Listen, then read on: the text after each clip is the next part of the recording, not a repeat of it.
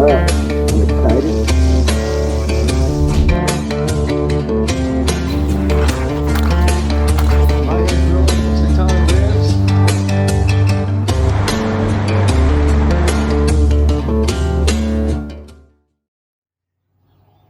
Hey, what's up? This is Rob Roy, the Plant-Based Prepper, and on this episode, I want to show you how to get chickens out of your nesting box when they're brooding. So I designed this nesting box this way for exactly this reason. I wanted the top to open up, and I wanted the side to flip down. That way when I get the eggs, I can peek in here, see if there's any chickens in here, and there are. Now, when a chicken's brooding, she's going to stay in there on top of the eggs, but in order to get her out, what I'm going to do is just use a broom, a little push broom like this or something. You can also just use gloves, but I'm going to show you how to do it this way. Doesn't harm the chickens, but it allows you to open up the coop, lay it down like this. Let me go get my egg basket. Forgot about that. Alright, so I have my egg basket. I'm going to set it down here so I can just grab the eggs. But again, you know, it's harder to get from the top. We usually do it that way, but if the chickens are in here, like this one, we can just grab it, put it down. Now the silky is pretty nice. You can just actually just move, you know, this chicken, but this chicken will peck you.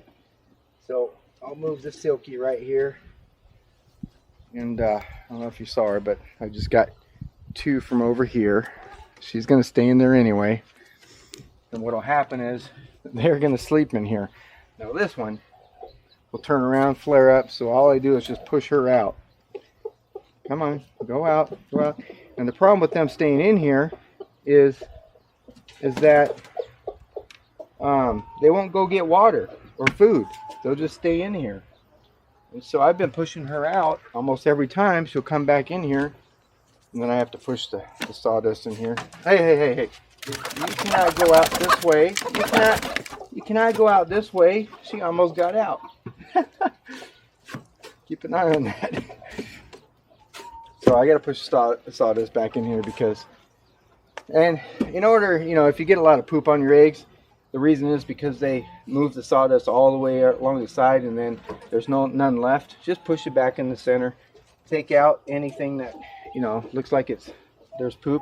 Easy to take care of when you have sawdust in here. That's all there is to it. This thing should close up. They're down there. Hopefully they'll just roost tonight. I don't know the best time of day to do this, but I'm doing it at around 7 right now. Hopefully they'll just go and roost. Go back to normal. I haven't seen them outside in the chicken run since they started doing that. So I've got about 5 eggs right now. We got more earlier. Anyway, I hope this helps you guys out. If you design a coop, think about how you want the nest boxes to open. I couldn't do that if I opened it this way. If I opened this way, it would have been much harder to push them out. That's exactly why I made it so it opens both ways. Easier to clean and get them out of the nest box. Okay, now a good idea since they're out of the nest box is go inside and feed them their treats. They will come out that way and come out and eat and get water. Hopefully things go back to normal, but it's a good idea to come out here, feed them their favorite treats, which is mealworms for them. Look at them. So as soon as I throw these back, as soon as I throw the mealworms out here, I'm hoping the other hen will come out and hear this. Everybody else is excited. Where's the silky? The silky's over there. So hopefully, you know, I'll throw some over here. Hopefully she sees that and comes back down. Now another thing I could do let's see if that entices. Yeah, that entices. There she comes. See, it works. So just throw some treats afterwards. Get them to come back out.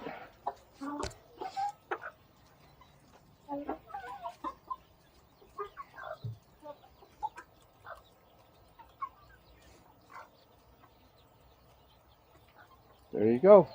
Hope this helps you guys out.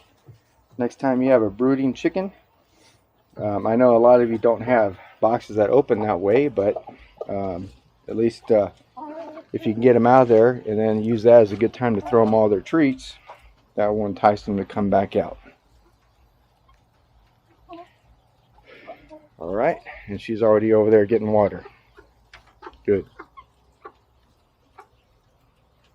Little Sookie, she's the nicest. You can pick her up anytime. She doesn't peck you. I am able to pick all these other ones up when they're not brooding without pecking me. But yeah, when they're in there, they're not happy. So, alrighty, guys. See you tomorrow.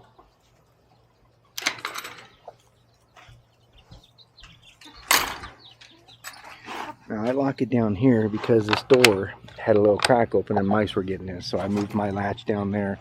It was up here. And the door was cracked open too much and small mice were getting in. So I want to make sure there's no gaps anywhere. I made sure I sealed this coop everywhere with hardware cloth. Top, bottom, all the sides. There's nothing getting in here.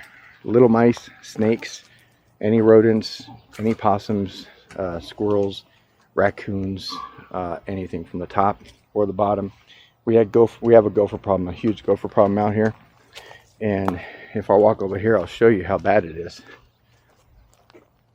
There are holes everywhere in this ground. And when you step around, you'll sink into them. It's that bad.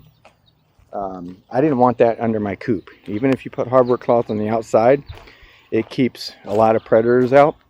But gophers will still dig underneath and come up and leave holes everywhere, and then the ground will start collapsing.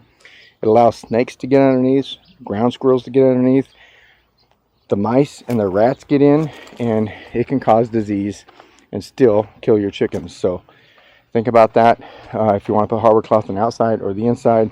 If you have a big gopher problem, I suggest putting it on the inside. I haven't had a problem, but you can see from the outside, all of this is from squirrels trying to get in at night. They can't get their way in because the hardware cloth is underneath. There you go. Just some tips while I'm out here. Till next time. Hope it helps. Bye.